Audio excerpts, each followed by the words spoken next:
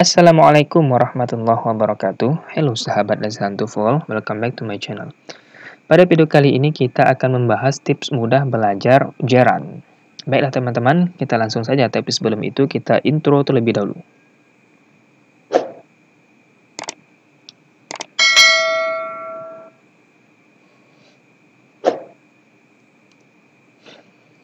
Sebelum kita lebih jauh membahas tentang ujaran, maka di sini saya harus merefresh pengetahuan kita mengenai unsur penyusun kalimat. Unsur penyusun kalimat bisa berupa subjek, verb, dan komplement. Komplement ini sendiri bisa berupa objek ataupun bisa berupa modifier. Maksudnya modifier ini adalah contohnya adverb ya, adverb of time, adverb of place, adverb of manner, dan sebagainya. Nah, sekarang coba kita perhatikan berdasarkan unsur penyusun kalimat yang telah kita bahas di atas, kita praktekkan pada dua buah kalimat berikut. Kalimat yang pertama, Yogi is swimming in the swimming pool. Nah, sekarang kita identifikasi unsur penyusun kalimatnya. Pertama, Yogi ini merupakan sebuah subjek. Is swimming ini verb. In the swimming pool ini komplement berbentuk modifier, ya, adverb of place. Lalu kita bandingkan dengan kalimat yang kedua. Swimming is Yogi's hobby. Kita identifikasi swimming ini subjek. Is ini verb. Yogi's hobby ini merupakan komplement berbentuk objek. Nah, sekarang yang menjadi titik fokus kita atau titik perhatian kita adalah kata swimming pada dua buah kalimat tersebut. Pada kalimat yang pertama, ya, swimming ini dalam strata atau susunan unsur penyusun kalimatnya dia adalah sebuah verb.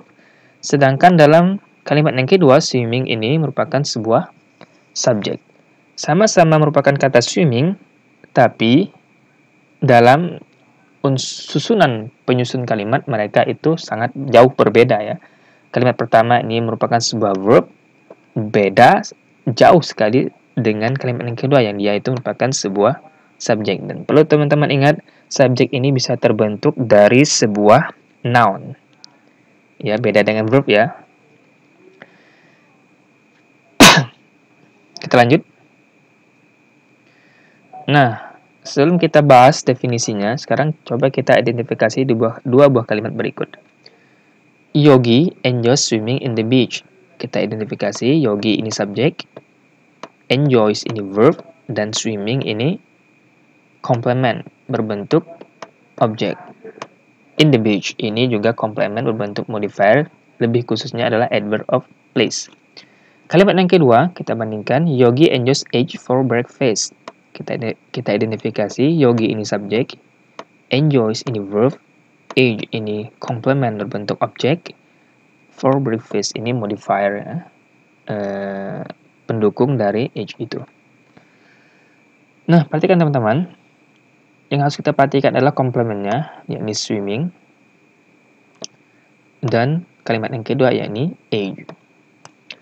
Jika kita perhatikan secara susunan unsur penyusun kalimat, mereka ini pada susunan yang sama, yaitu bertindak sebagai komplement.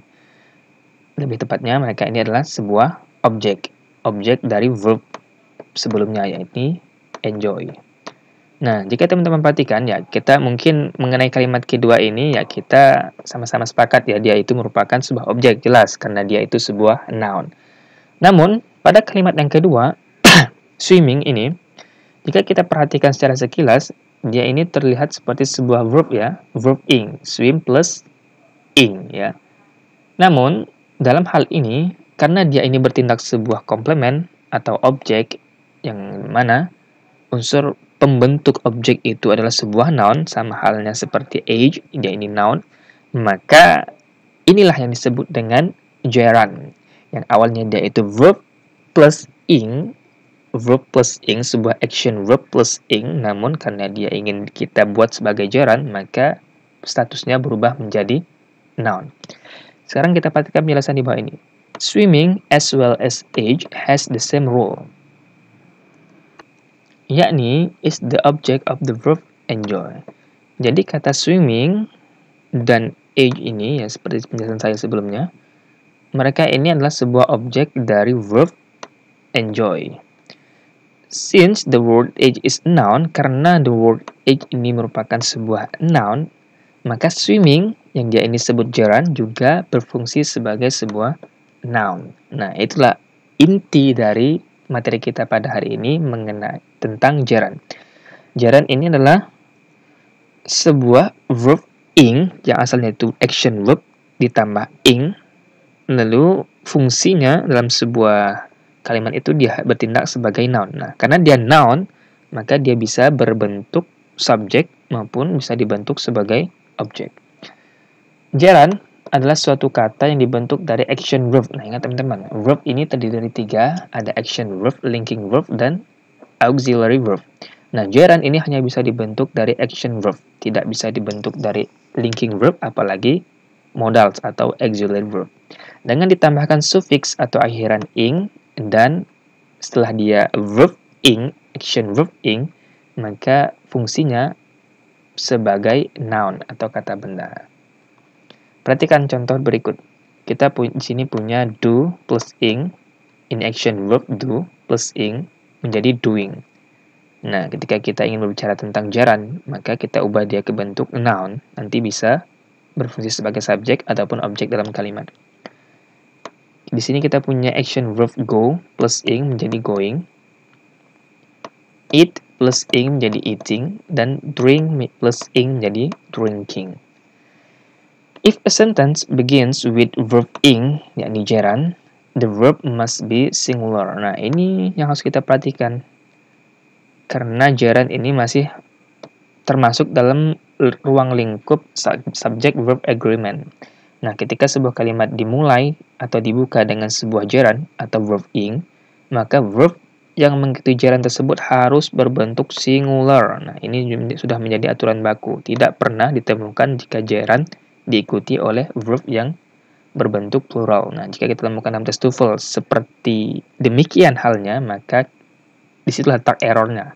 Jadi kita harus repair, kita harus perbaiki antara subjeknya gerund. Pada soal dia diikuti plural verb, maka kita harus ubah verb tersebut berbentuk singular. Nah, ini beberapa contoh, kita analisis satu persatu. Dieting is very popular today. Perhatikan kalimat yang pertama ini dimulai atau dibuka dengan sebuah gerund. Dieting, ini gerundnya sebagai subjek. Is, ini verb. Perhatikan antara subjek dan verbnya ini agree ya karena di sini subjeknya gerund, maka verbnya harus wajib sebuah subjek yang singular. Very popular today. Nah, ini kita abaikan saja ketika kita menghadapi tes TOEFL. Kita hanya fokus kepada subject verb agreement-nya. Jika subject and verb-nya sudah agree, ya sisanya selesai. Tidak perlu kita urus ya. Agar ketika kita mengerjakan tes TOEFL khusus part 2, waktu yang tersedia itu bisa semaksimal mungkin kita gunakan. Kalimat yang kedua, running is healthy sport. Perhatikan, kalimat ini dibuka dengan gerund, running. Sebuah action verb, run plus ing. Karena ini gerund subjek, maka verbnya juga harus berbentuk singular, yakni is. Betul ya, sudah agree mereka. Ini kita abaikan saja. Tidak perlu kita identifikasi. Kalimat yang ketiga, writing many letters makes her happy. Perhatikan, di sini dibuka dengan gerund, writing many letters. Nah, ini subjeknya. Jadi tidak hanya gerund writing, tetapi writing many letters adalah subjek kalimat yang ketiga. Dan ini disebut dengan frasa gerund. Karena di sini dimulai dengan gerund, maka yang menjadi indikator perubahan pada verbnya adalah ya gerund itu sendiri. Writing. Karena di sini gerund writing, maka verbnya harus singular. Ya, makes ditandai dengan huruf S. Ini merupakan penanda sebuah verb itu singular. Berarti mereka agree ya. Nah, di sini kita jangan sampai terkecoh dengan kata many letters di sini. Kita perhatikan letters ini kan berbentuk plural. Namun karena dia dibuka dengan sebuah gerund, maka yang berperan sebagai subjek induk yang berpengaruh terhadap verb adalah gerund, bukan many letters. Nah, ini kita abaikan saja. Tidak perlu kita identifikasi. Nah, kalimat yang keempat dan kelima ini adalah posisi gerund sebagai objek. Kalau 3 kalimat awal tadi sebagai subjek, ini sebagai objek. Kalimat yang keempat, everybody needs solving. Perhatikan, everybody ini subjek, singular ya, karena ada kata every. Maka verbnya juga singular. Nah, dia mengikuti atau dia terpengaruh oleh subjeknya. Dan objeknya ini solving berbentuk gerund ini tidak memiliki pengaruh sama sekali terhadap verb. Perhatikan perubahannya. Ketika gerund bertindak sebagai subjek, maka dia berpengaruh terhadap verb. Tetapi ketika gerund bertindak sebagai objek, maka dia sama seperti kalimat-kalimat di atas, tidak berpengaruh sama sekali terhadap verb. Untuk lebih jelas, perhatikan contoh kalimat berikut. Yang terakhir, you teach swimming. Perhatikan, di sini kita punya subjek you dan verb teach. Nanti kita identifikasi. Dan terakhir, objeknya itu adalah swimming. Dan ini sebuah gerund. Perhatikan subjek kita di sini you. Subjek you ini merupakan kata ganti orang kedua. Nah, karena di sini subjeknya you, maka verbnya itu harus verb asal, bukan verb singular yang ditambah s atau is. Ya, ini berarti ini kalimat-kalimat ini antara you, subjek dan verbnya ini sudah agree ya. Ketika di sini tambahkan is, maka ini adalah merupakan kalimat yang salah karena di sini subjeknya you. Perhatikan teman-teman, maksud saya di sini swimming sebagai objek ini tidak memiliki pengaruh sama sekali terhadap teach, terhadap verb. Beda halnya jika swimming ini kita letakkan di depan, misalnya swimming ini sebagai subjek. Lalu karena di sini swimming sebagai subjek, maka verbnya juga harus singular karena subjeknya itu sebuah gerund. Nah, inilah maksud saya ketika gerund bertindak sebagai objek, dia tidak memiliki pengaruh sama sekali terhadap perubahan verb. Nah, jika tadi kita berbicara tentang gerund yang dia ketika sebagai subjek pembuka sebuah kalimat maka diikuti oleh verb yang singular, maka di sini perlu saya tampilkan nouns that are always plural. Jadi ada noun tertentu yang dia itu selalu plural. Karena dia noun yang plural, maka verbnya juga harus plural agar mereka agree. The following nouns are always considered plural. Nanti akan saya tampilkan noun apa saja yang dia itu teridentifikasi sebagai noun yang selalu plural. They cannot be singular. Nah, mereka ini tidak bisa berbentuk singular. Namun, in order to speak of them as singular, ketika kita ingin bicara tentang noun yang selalu plural ini sebagai bentuk yang singular, bisa. Caranya adalah dengan kita harus menambahkan a pair of atau countable container di sini. Nanti a pair of ini diikuti oleh nouns yang plural ini ya. Oke, sekarang kita masuk ke contoh nouns yang selalu plural. Yang pertama scissors, gunting.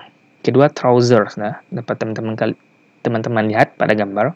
Yang ketiga shorts, celana pendek. Yang keempat ice glasses. Kelima jeans, ya intinya celana. Tweezer, ini untuk mencabut kumis. Pliers, ini sebuah tang ya. Nah, perhatikan teman-teman, jika kita perhatikan pada gambar, nouns yang selalu plural ini adalah sebuah benda yang dia itu fungsinya itu tidak akan berjalan, benda tersebut tidak akan berfungsi ketika salah satu anggota dari benda tersebut itu cacat atau tidak berfungsi. Misalnya ini kita punya di sini kacamata ya. Perhatikan, kacamata ini kan punya dua buah bagian. Ini bagian satu, ini bagian kedua. Nah, ini ketika salah satu kacamata tersebut rusak, kita anggap bagian ini rusak, maka kacamata itu tidak bisa berfungsi lagi, sudah tidak nyaman lagi kita gunakan, sudah tidak comfortable bagi kita karena salah satu bagian dari kacamata tersebut ada yang rusak. Nah, inti dari kenapa nouns ini disebut sebagai nouns yang selalu plural karena dia itu memiliki dua buah bagian yang ketika satu bagian saja rusak, maka mereka tidak bisa berfungsi lagi. Misalnya di sini kita ambil contoh. Ini pliers. Ketika ini rusak, misal katakanlah patah atau apapun lah itu, maka jelas benda ini tidak bisa kita gunakan lagi, tidak berfungsi lagi ya. Nah, sama halnya seperti ini. Gunting, scissors. Ketika salah satu bagian dari gunting ini rusak, katakanlah di sini putus atau patah, maka kita otomatis tidak bisa menggunakan gunting tersebut. Itu kan teman-teman. Begitu juga halnya dengan celana ya. Ketika salah satu bagian celana ini misalnya kita potong sampai sini. Nah, ini sudah tidak comfortable lagi untuk kita gunakan. Jelas ya teman-teman? Nah, intinya kenapa mereka ini, saya ulangi ya, kenapa mereka ini disebut sebagai nouns yang selalu plural? Karena mereka ini mempunyai dua buah bagian, yang ketika salah satu bagian mereka itu rusak atau cacat, sehingga mereka itu tidak dapat berfungsi lagi, tidak comfortable lagi untuk digunakan. Nah, sekarang kita masuk ke contoh-contoh kalimat. Kalimat yang pertama, the pants are in drawer. Perhatikan, di sini subjeknya the pants, objeknya are, verbnya are in the drawer. Ini komplement berbentuk modifier. Lebih tepatnya adverb of place. Perhatikan teman-teman, di sini kita punya nouns yang selalu plural, yakni pants, celana pendek. Nah, karena dia ini selalu plural, maka verbnya juga harus plural, yakni are. Nah, ini sudah agree ya, antara subjek dan verbnya mereka agree. Kalimat yang kedua, a pair of pants is in the drawer. Perhatikan, a pair of pants. Di sini ada tambahan a pair of pants sebagai subjek. Lalu verbnya ini berbentuk singular is, dan in the drawer ini komplement.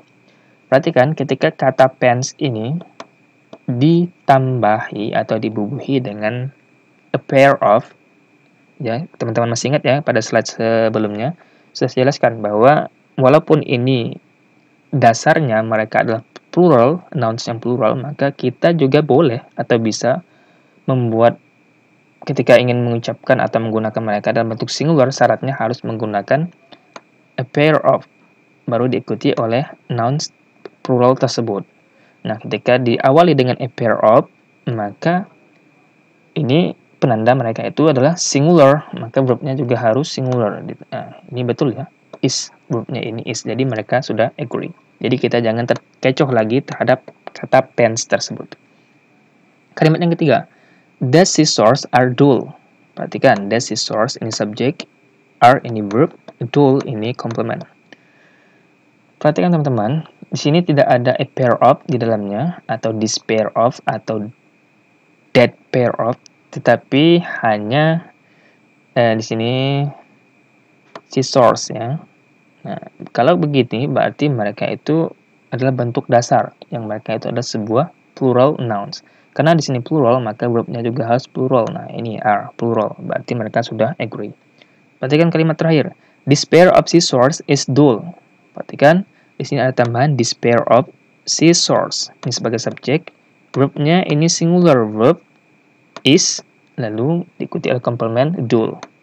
Perhatikan teman-teman, ketika diawali dengan atau ditambahi dengan this pair atau a pair of yang sebagai countable container untuk membuat sebuah yang plural menjadi singular, maka yang berpengaruh terhadap verb adalah countable container tersebut terhadap verb ya.